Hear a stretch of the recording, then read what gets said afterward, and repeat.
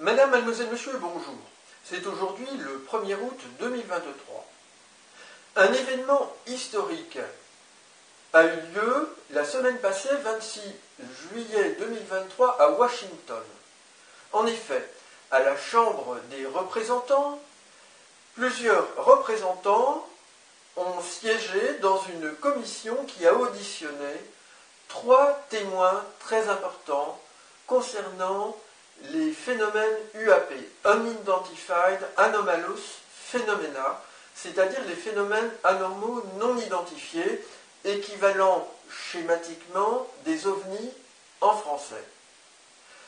De nombreux représentants ont posé des questions au commandant David Fravor, qui a dirigé une escadre de chasse à la Navy, au pilote Ryan Graves, ancien pilote de l'aviation civile et pilote de la chasse américaine, et au colonel David Grush.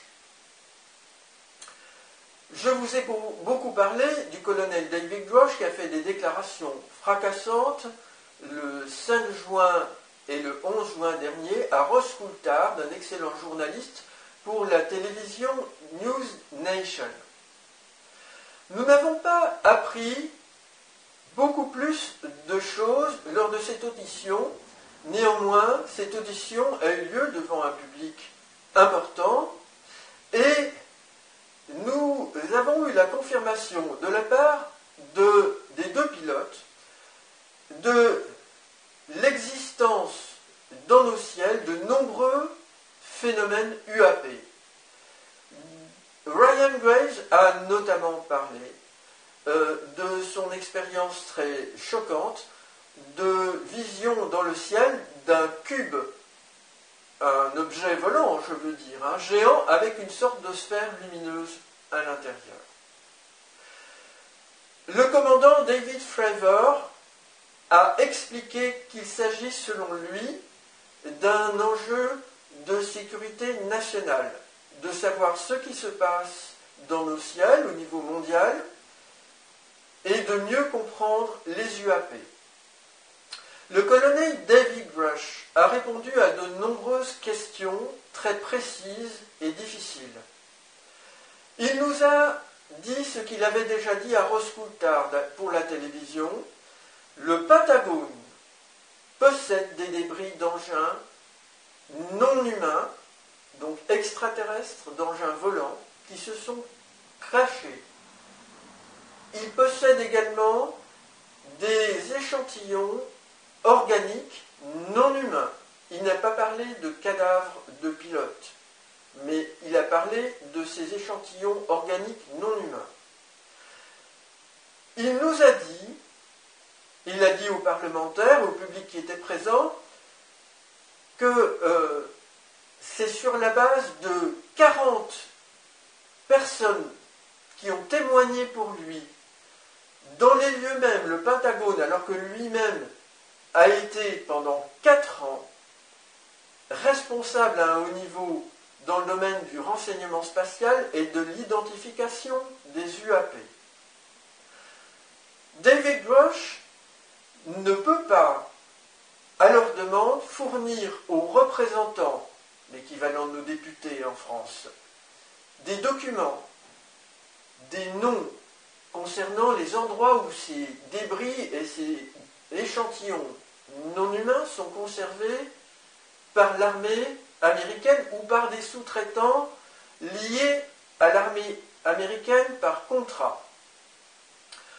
En revanche, il peut donner les noms des lieux dans un SCIF. En américain, SCIF, ça veut dire un compartiment sécurisé, isolé de toute forme d'espionnage électronique.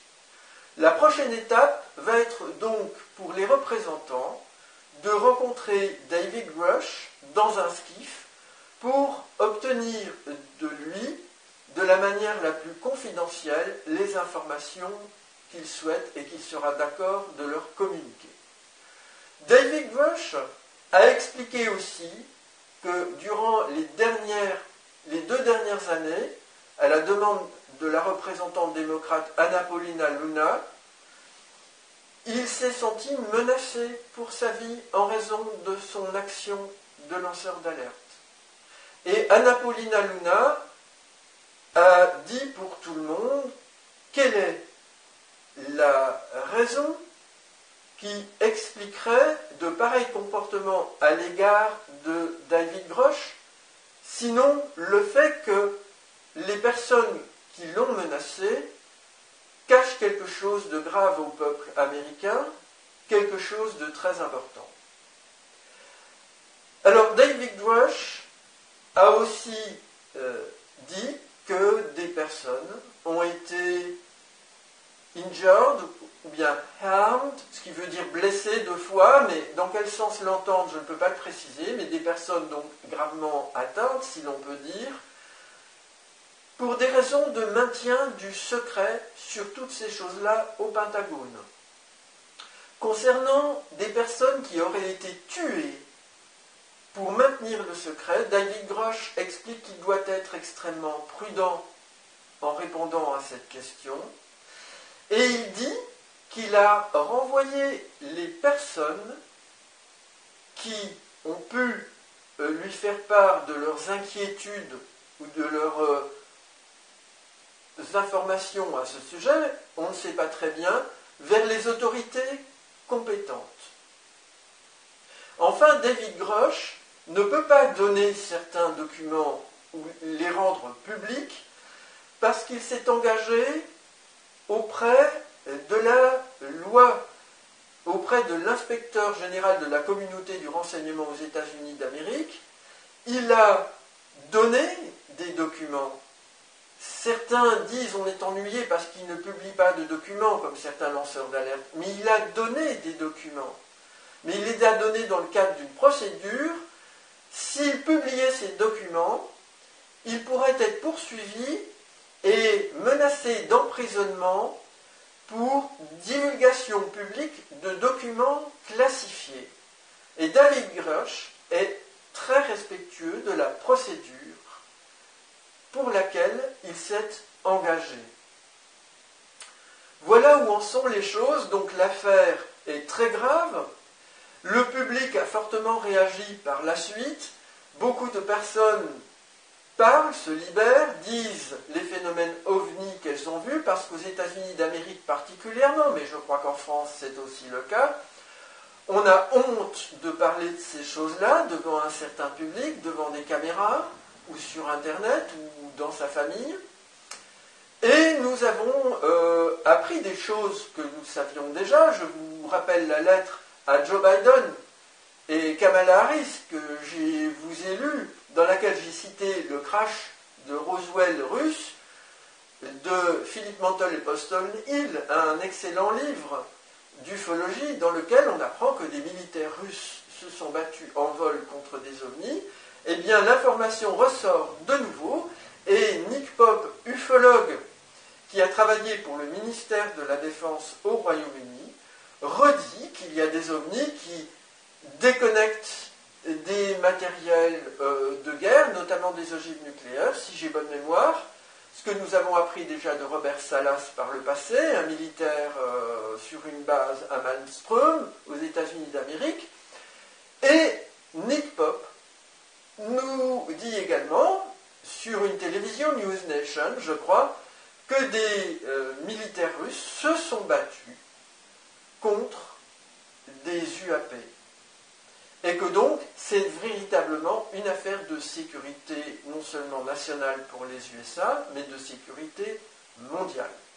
Madame, mademoiselle, monsieur, je vous invite à consulter, pour terminer, cette playlist en américain d'événements forts de la séance qui sont sélectionnés sur Internet, qui a eu lieu à Washington.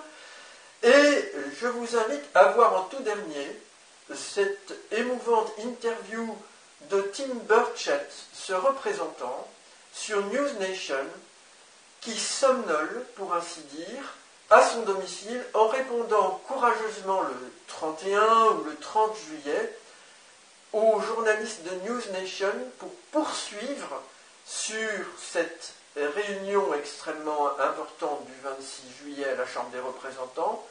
Et Tim Burchett, je n'ai jamais vu cela, est littéralement épuisé, il s'endort et pourtant l'esprit clair, il répond.